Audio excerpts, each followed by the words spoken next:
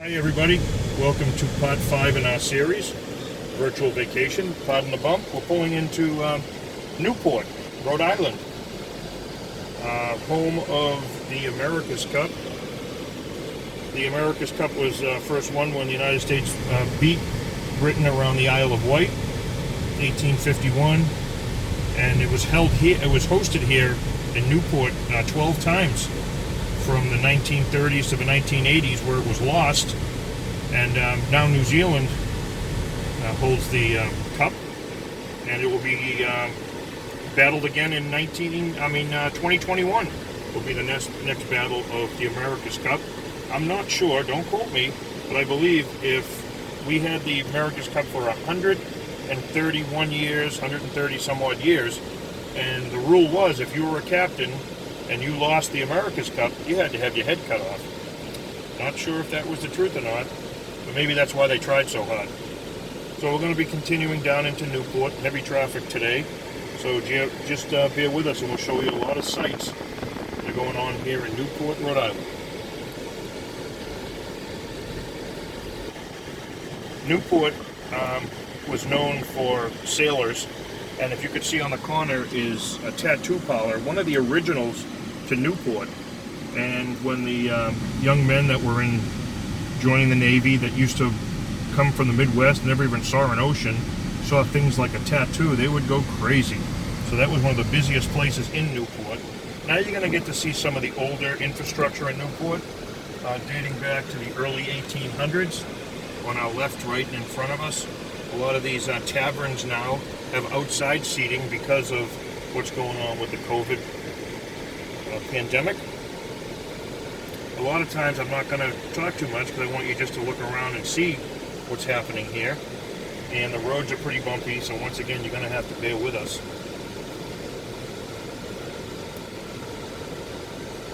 That large brick building we just went by was from 1790s. It was called the Colony House. Here we are coming into the center of Newport, the hustle and bustle. I think we're going to swing around, see if I can get you down by the port area where they actually used to dock the America's Cup ships when they came from other countries battling for the America's Cup. And they still have America's Cup rides you can come down and take, where they offer sailing trips of the whole area. And as you can see in front of us, you can go to the history museums of Newport, a lot of shopping, a lot of eateries. A lot of the streets have been recently taken out and made walkways only. A lot of these streets are one-way only. You can see a lot of these cobblestone roads. A lot of people said, you know, what are these cobblestones from? Even in Boston, we have a cobblestone road. If you look how smooth they are, they don't feel very smooth when you're in a car, but they're smooth when you're going along with your horse and buggy. They used to be used in ballast of the old wooden ships, because if you had an empty ship, it would float too high, and if you got in bad weather, it could roll. So they would fill the ballast with these cobblestones, and then what do you do with them once you get to the New World, once you get to America to take all the goods back to England? What do you do with the cobblestones? Well, you throw them out of the ship. Somebody had a bright idea back in the 1700s. Let's make our roads out of cobblestones. You can see some of the shops.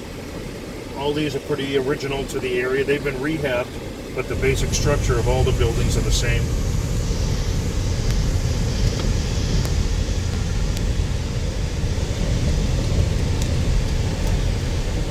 As we pull up ahead, I'm going to take us to the right, as I mentioned, and we're going to try to swing around the waterfront. We'll get a good view.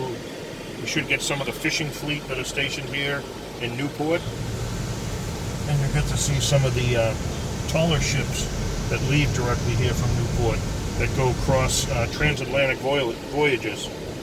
And I believe one of the oldest ballparks, other than the Fenway Park, of course, on the East Coast, is going to be down this road coming up to our right. See if we can get a good view of that. It looks like what you'd expect in an old-time baseball field. Covered bleachers. You can see the green building with the covered bleachers. Just old-time Construction, and it's a AAA team, I believe, uses it. I don't really remember their name, but you go out, you buy your tickets, and you just watch a game, and they still have hot dogs, soda, just like a typical old-time baseball stadium.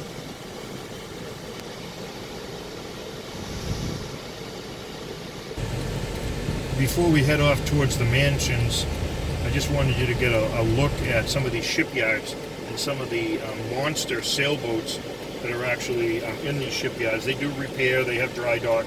So let's sneak up here and see if we can actually get in and see a few of these sailing vessels.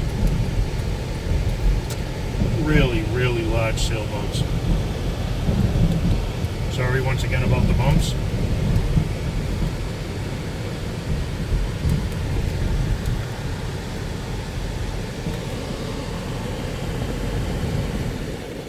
Going to be heading out onto Goat Island. If you look off to our right, you'll see that the bridge going over the main area where the Navy vessels used to come in. That bridge will drop you off right at the base of Roger Williams University. You can see off to our left, we've got a big bump coming up, I'm sorry. Look at all the large vessels that are just docked here in Newport. See if we can get a better view when we're leaving Goat Island of some of these large ships, and all personal yachts. A lot of them are docked here when their owners aren't using them because they do day trips or rentals, or you can actually have them for a week.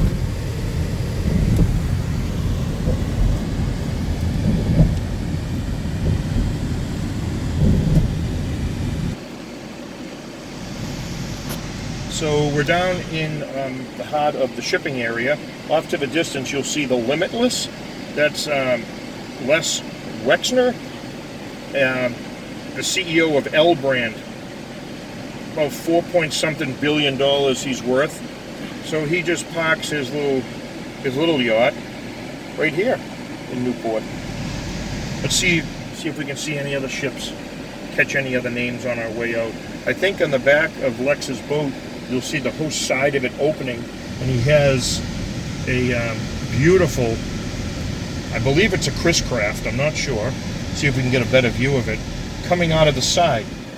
Because if you already have a multi-million-dollar boat, why wouldn't you want a multi-thousand-dollar dinghy to drive you around the harbor? Let's see if we can see it. Oh, there it is. You can see off in the distance Lex's side of his boat open. I don't know if you saw it there. I'll see if I can get you a better view. The whole back hatch opens and a giant Chris Craft comes out of the side of it.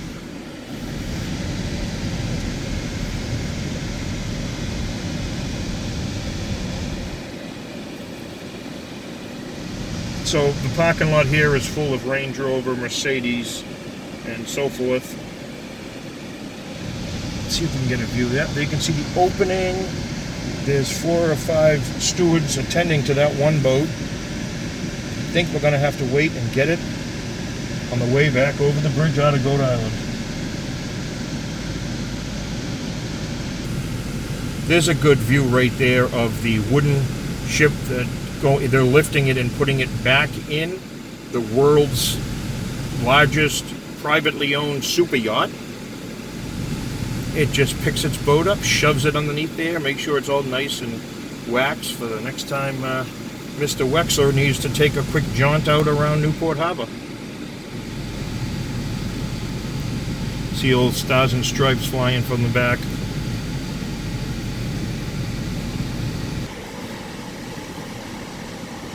So there's another final view of the Limitless. A couple of the other multi-million dollars yachts. You can see the mass of all these sailing ships, a few schooners, a few ketch, yawl, depending on where your steering is. A ketch is in a certain spot, a yawl is at a certain spot, but they usually all have 3 masts. And the Limitless supposedly is $100 million to have that yacht built, and it was built in the 1990s by a German manufacturing company.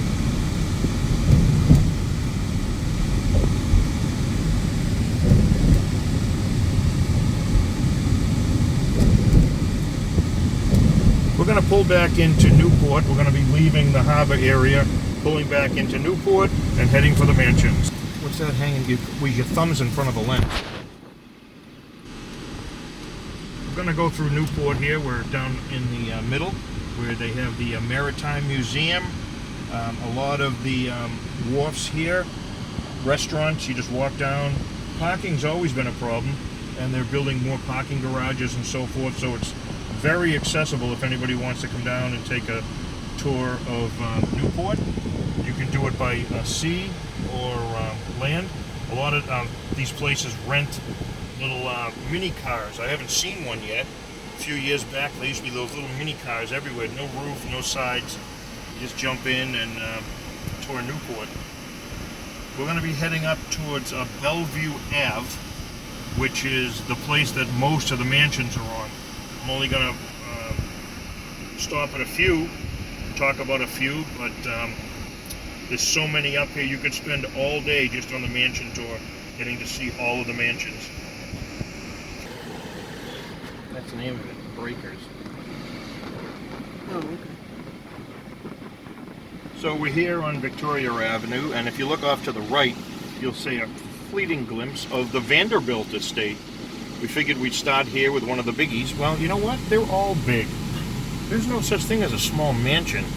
We just call them houses in that case, but we're going to start at the Vanderbilt estate, and we're going to be going back and forth showing you a few of the mansions of the area.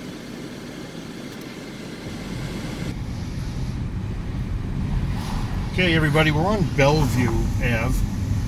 There's really technically only 7 large mansions in Newport.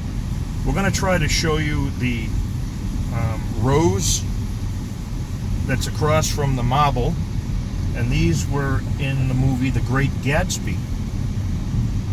Rose Cliff and Marble House. Let's see if we can range in on them. We're going to leave it going just so you can see all down Bellevue, all the mansions, and then we're going to get off of Bellevue, supposedly where only the 7 mansions are, and show you the large homes, as well as some nice ocean views before we wrap up our Newport, Rhode Island vacation.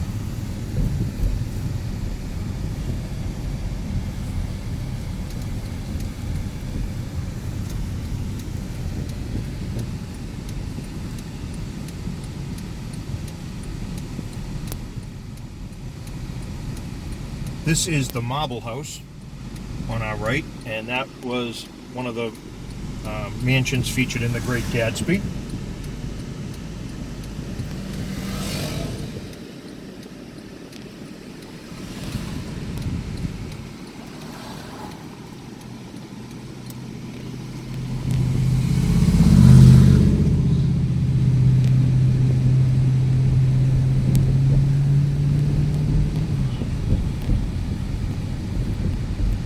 These mansions, a lot of them are continually under construction because they were all from the 1800s. Quite a few owners of these mansions actually died on the Titanic when she went down, and quite a few still rent them out because the owners don't even come here once a year, maybe for a week. They're rented out, and a lot of them for weddings, special occasions, anniversaries. You can just rent out a mansion and spend a few hours. Here's Rose Cliff coming up on our right now. You can see it off to the hard right. The beautiful Rose Cliff estate.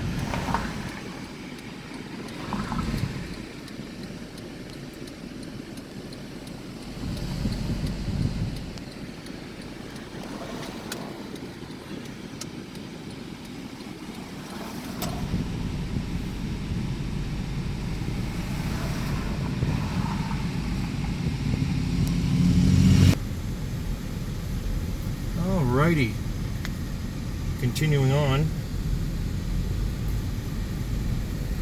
A lot of his stuff, the Rose Cliff, was in the modern revival period.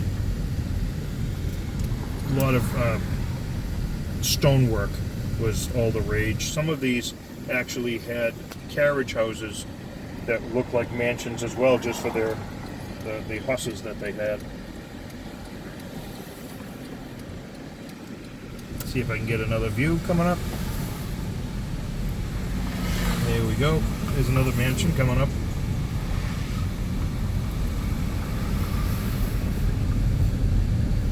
And this one is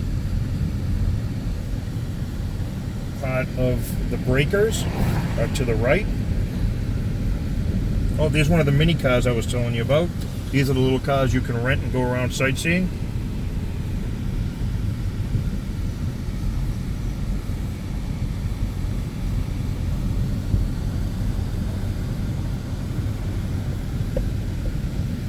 Back down towards Victoria Ave. That's where the Vanderbilt estate was, down that way.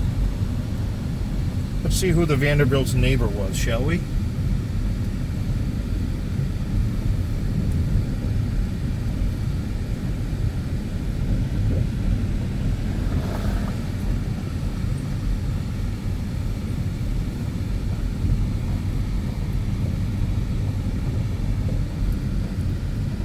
See off in the distance.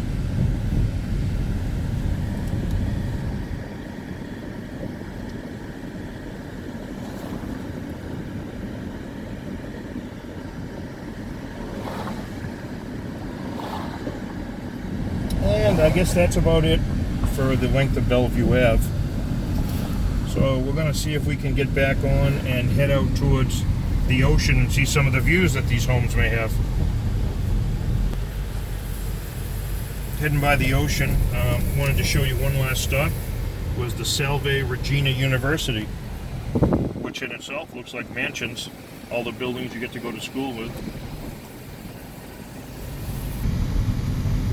We're outside of Bellevue area now. You can see a few more of the littler homes, but we're coming out into a good view of the oceans. Just wanted to let everybody see what it looked like as you pull out.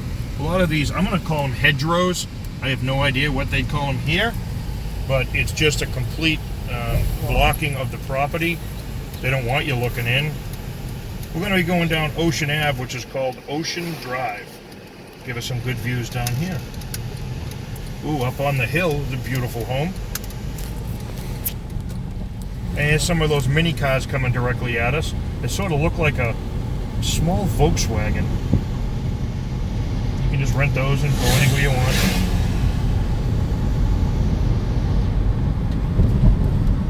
Always a breeze down here.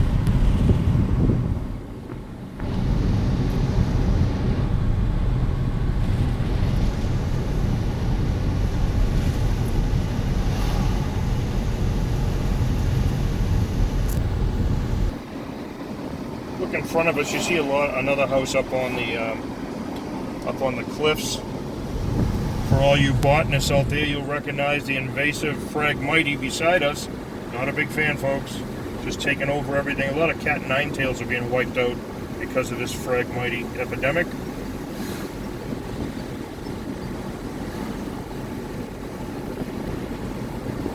I promise you, we will be coming out at the oceans shortly, and maybe this is it. Here we go. There's the ocean.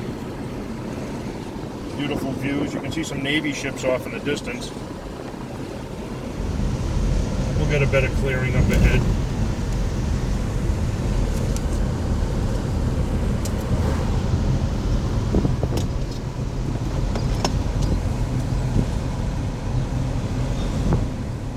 Just wanted to have you folks get a good view of some of the homes we're coming up on here. These aren't considered the mansions, just regular everyday homes here, and still a gorgeous area. All of these homes do have the ocean views.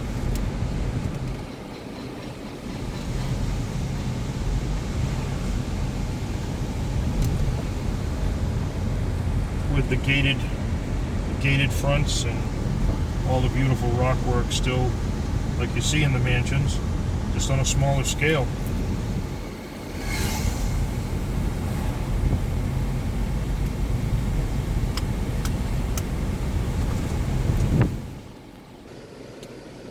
Out here at the Kings Point fishing area, this is always a good spot. You can pull over here. It's a public stop area.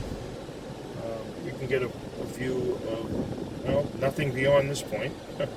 And you can see a couple ships out there on the right.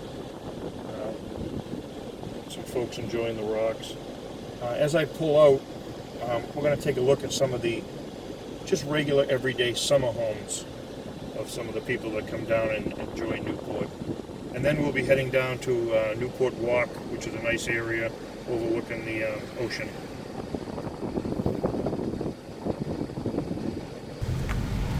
You can see the tops of some of these summer homes.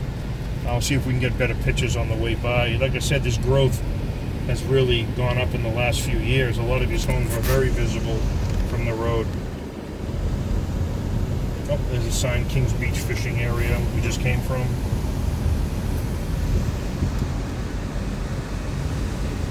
A lot of people like to stay on Bellevue Ave because you get great pictures of the mansions, but if you come out here, you can see some beautiful homes that have been built up on the mountain. You can see that one, for example.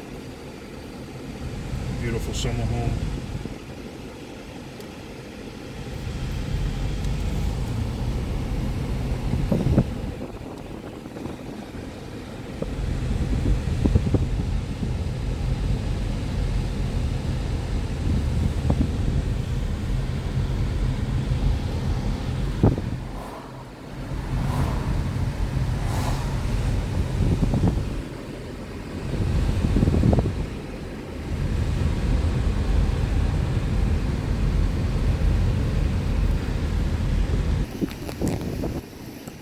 Here's some good small ocean view stops that you can see along the way.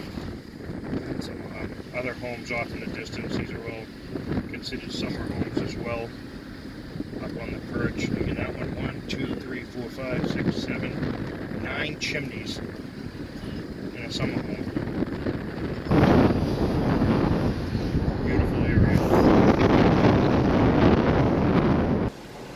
But Had to stop here and show you this home. Location, location, location. That's what they say, right? Well, you're on your end of your point. You own everything. You got a view unobstructed of the ocean. You're surrounded by other very large homes.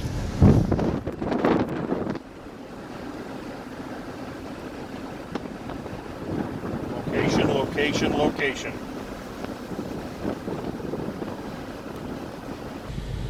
Hi folks, if you come down this side road, there is a nice little rest area here if you need it, but this is the beginning of the cliff walk, and it takes you around the outskirts of a lot of the mansions. You can look in on the properties as well as out over the ocean.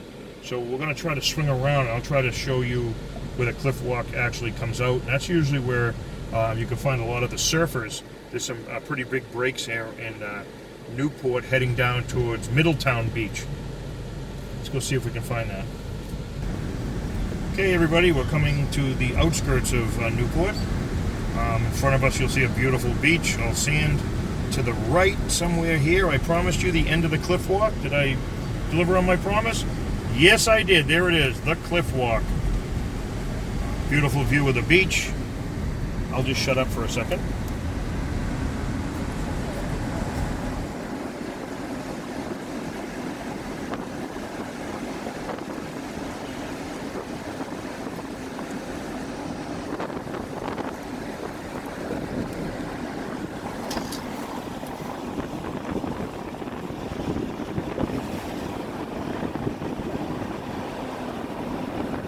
Say, even Newport has its problems, folks. There's red flags flying from the lifeguard chairs. I don't know if you saw that. And that means the red tide is in. Yes. You should not be in the water. They can't tell you not to go in the water. The red tide won't hurt you unless you're eating shellfish and so forth, or unless you drink salt water directly. We're going to be coming up to the end of our tour here, but there's no tour will be complete without one of the best seafood restaurants in all of Newport. Showing you that in 1 second. Flo's Clam Shack, everybody. There it is. You can see Jaws, and you can see all the nautical stuff. Great place to eat. I would highly recommend it. Leave